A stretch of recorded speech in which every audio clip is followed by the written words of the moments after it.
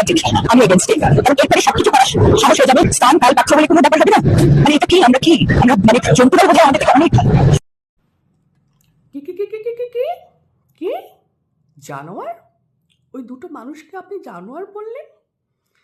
দুটো মানুষ যারা কিনা ভালোবাসার তাগিদে চুম্বন করেছিল, সেই দুটো মানুষকে আপনি জানোয়ার বলে দিলেন অনায়াসে এভাবে?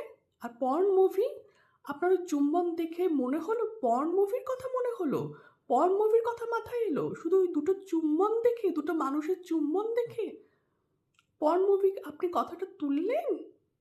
আমি ফ্যাশন মুভি দেখি, ফ্যাশন চ্যানেল দেখি, সেখানকার ড্রেস দেখি, মেকআপ দেখি, তার স্টাইল দেখি, কীভাবে হাঁটছে সেটা দেখি। কিন্তু অনেকেই আছে সে এফটিপি দেখে কুকর্ম করার জন্য। তাহলে বন্ধুরা আপনারা দেখুন, একটাই চ্যানেল, একটাই বিষয় হচ্ছে দুজন দুরকম ভাবছে। যার নোংরা মন সে নোংরাভাবে ভাববে, আর যার ভালো মন, ভালোবাসার মন, যে সেখান থেকে ভালোবাসাটা নিতে চায় সে ভালোভাবে ভাববে, তাই না?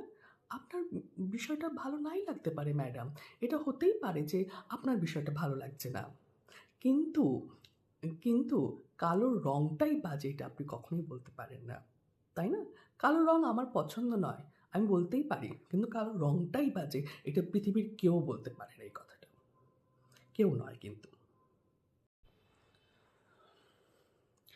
যখন যদ্দুই বললেন জানোয়ারের সাথে যখন তুলনা করলেন, তখন আপনার একটা পার্সোনাল লাইফে আসি, ঠিক আছে, আসবই। কারণ আপনি নিজেই বলেছিলেন, আপনি নিজের একটা ইন্টারভিউতে আপনার প্রথম প্রেমিক থাকার পরও আপনি প্রেমে পড়েছিলেন মিঠুন চক্রবর্তীর সাথে, এবং প্রেম গড়িয়ে সেটা বিয়ের ডেট ঠিক হয়ে গেছিলো, কার্ড ছাপানো ঠিক হয়ে গেছিলো, তারপর কোনো কারণে বিয়ে হয়নি, সে কারণটা আমরা অবশ্য জানি না, বুঝতে পারলেও জানি না আমরা সঠিক কারণ।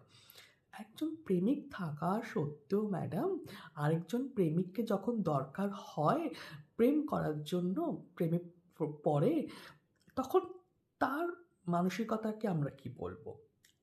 এটা তাহলে কিসের আচরণ বা এটার সাথে কিসের রুচি সে ছাপ রেখে গেল ভবিষ্যতের কাছে? একজন প্রেমিক থাকা সত্ত্বেও সেই ভালো একজন মানুষ আমি তাকে বলবো অবশ্যই, আপনি নিজেই বারবার বলেছেন, সেই মানুষটা থাকার পরও কি করে আপনি অন্য প্রেমিককে তার সাথে গেলেন এবং তার সাথে প্রেম লীলা করলেন তার সাথে, এটাকে কি বলবো? একজন প্রেমিক থাকা সত্ত্বেও আরেকজন প্রেমিকের সাথে যাওয়া, এগুলো কি করে না? একজন থাকা সত্ত্বেও আরেকজন লাগে, অনেকজন লাগে কাদের না? ভাদ্র মাসের কুকুরদের, ভাদ্র মাসের কুকুর যারা, তাদের লাগে এগুলো। আপনি জন্তু জানোয়ারের সাথে তুলনা করলেন না, সেজন্য বললাম আপনাকে এই কথাটা।